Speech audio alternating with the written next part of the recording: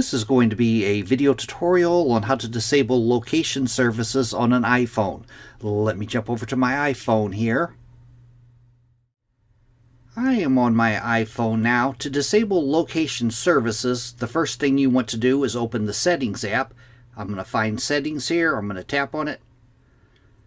Then you want to scroll down a ways, down to where you see Privacy and Security. Right here is Privacy and Security. I'm going to tap on that. Then right here, Location Services. You want to tap on Location Services.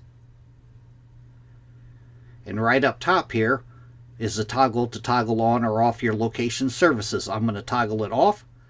It gives me a little warning. It says location services will be disabled for all apps, but your personalized location service settings for apps will be temporarily restored if you use Find My iPhone to enable lost mode. I'm going to hit cancel though.